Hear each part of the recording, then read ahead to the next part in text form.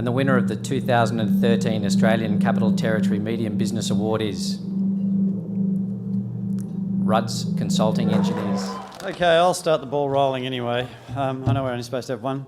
Well, first of all, like everyone else, I'd like to thank Telstra and everyone else that's here tonight. This is our second time around, and yeah, it's very exciting and very privileged. Feel very privileged to have actually won this year. Very nerve-wracking. I did, like some of the other contestants, listen last night to the instructions, and I have made a couple of notes. So the first thing, who are we? I mean, everyone goes, Rudds Consulting Engineers, what? Who? Who are they? What do you do? Well, look, basically, we're consulting engineers to the construction industry, and we specialise in providing systems that make buildings work. Now, to most of you, that doesn't mean very much. The sorts of facilities that we can be involved with include apartments, offices, shops, data centres, laboratories, workshops, warehouses, embassies, pretty much everything you have to stand in, sit in, work in.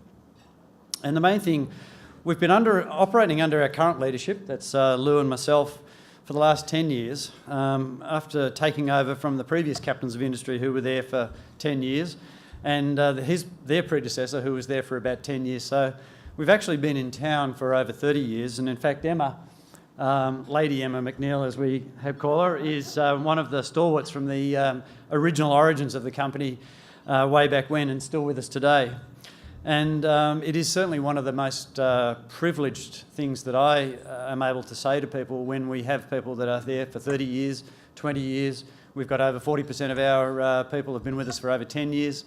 And, you know, it's a really great feeling to know that people actually like working for you. So what do we do? That's probably the one thing that everyone wants to know. So I started to think about this. Hopefully this isn't going to be too boring for you. So much of the work that we do is undertaken in the interest of local, regional and national security. So I can't actually tell you anything, or if I did, I'd have to kill you. But though, seriously, we basically make sure there's enough light around your building to make sure that when you're walking to your car at night, it's safe, and to stop the burglars breaking in. We make sure that inside your building there's sufficient light for you to see, and sufficient power for your computers and your iPads and everything to be plugged into.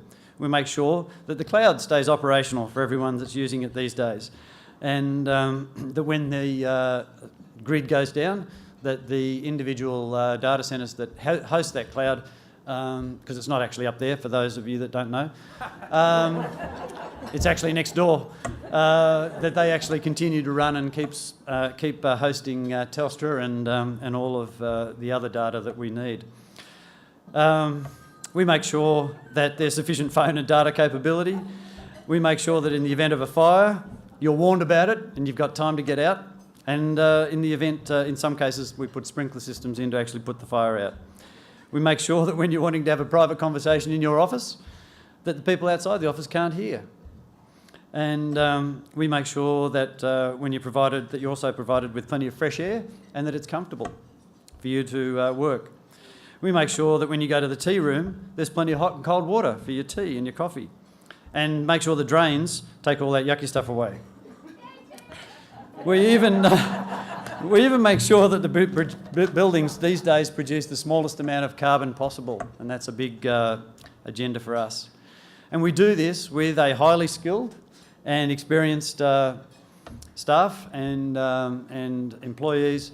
A lot of people say, what's your advantage over your opposition? I say we've got more grey hairs than everybody else. So I guess I'm now in that. We do it through a culture. Lou and I have instilled a culture of ensuring quality is maintained. Quality is really our main bugbear, I suppose. And the one thing is, it's still hard for an individual to go out there and be successful in business. But what's really hard is to actually replicate that. And certainly the success of John McGrath and the others here tonight is about empowering people to be successful themselves, and in that process you also become successful. So we really encourage our members to be the best they can through study and training programs, and basically that in turn makes our company successful.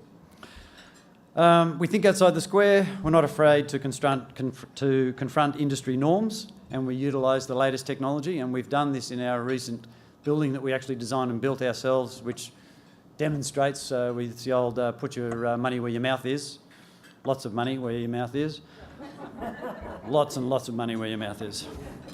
And we use a wide range of skill sets, which this is one of the things that differentiates our company, is that we take tradespeople, we've got some of the most successful people in our company now are public servants that were in a dead-end, not that every public servant's job is dead-end, but they were in a dead-end job where they were going nowhere. I'll just shut up now, I think. But above all, I think we listen. We listen to our clients, we contribute to the conversation and to the discussion, and we respond in a timely fashion. And I guess the main thing is Lou and I have always said, do a good job, get the next job. And that's really, I think, what it's all about. Do a good job, get the next job. And most of our business is actually repeat business because of that. And congratulations, team. There's about another 30 or so people behind the scenes that make it all happen as well. And thank you, everyone here.